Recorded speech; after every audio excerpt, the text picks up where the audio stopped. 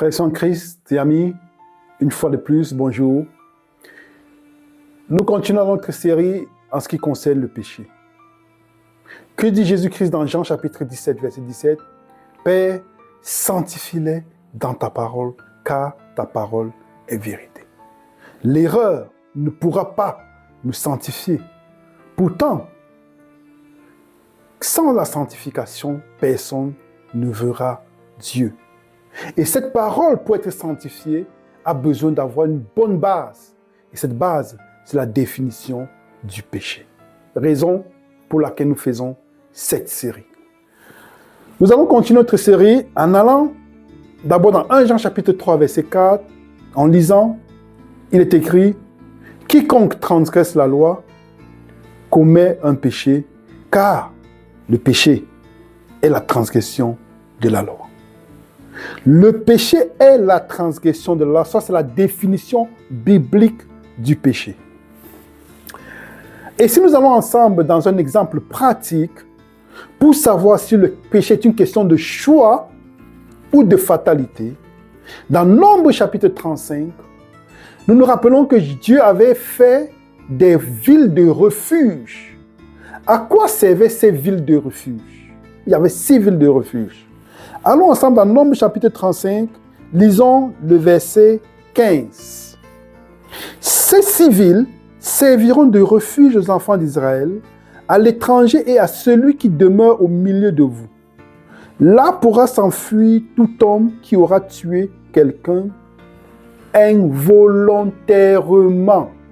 Donc ça veut dire qu'il y avait 6 villes où si quelqu'un avait commis un meurtre, il pouvait s'enfuir pour s'y réfugier s'il avait commis l'acte de façon involontaire. La question de notre méditation est de savoir si le péché est une question de choix ou de fatalité.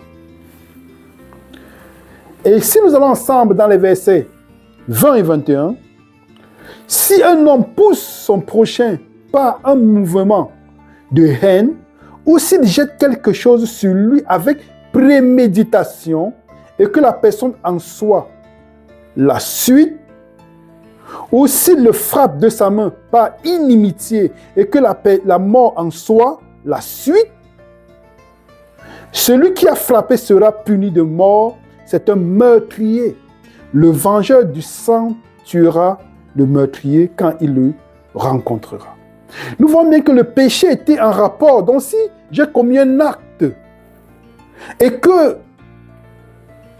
un acte d'homicide et que le frère ou la personne meurt et que je ne l'ai pas prémédité avant, que je ne l'ai même pas fait, et que je ne l'ai pas fait de façon volontaire, alors je peux m'enfuir dans cette ville de refuge. La personne pouvait fuir dans cette ville de refuge pour se réfugier.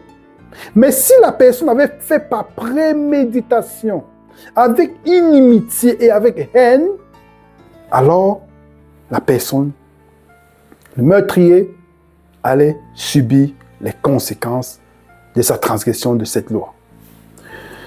Et nous remarquons bien ici dans verset 22, mais si un homme pousse son prochain subitement et non pas inimitié, ou s'il jette quelque chose sur lui sans préméditation, ou s'il fait tomber sur lui par mégarde une pierre qui puisse causer la mort et que la mort en soit la suite, sans qu'il ait de la haine contre lui et qu'il lui cherche du mal, voici les lois d'après lesquelles l'Assemblée jugera entre celui qui a frappé et le vengeur du sang.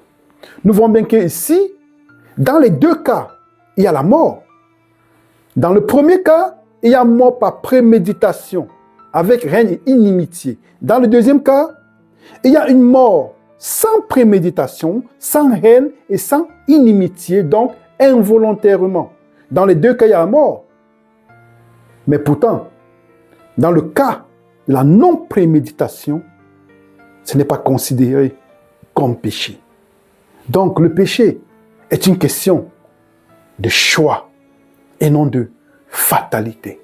Ce n'est pas parce que nous sommes nés dans une nature pécheresse que ça veut dire que nous pécherons jusqu'à ce que Jésus rentre. Non. Jésus-Christ est mort afin de nous donner la possibilité, par la puissance de l'Esprit Saint, de toujours choisir la vie et non la mort. Que l'Éternel nous bénisse et vous bénisse, afin que nous puissions arriver à cette maturité spirituelle, de toujours choisir la lumière et non les ténèbres. Amen.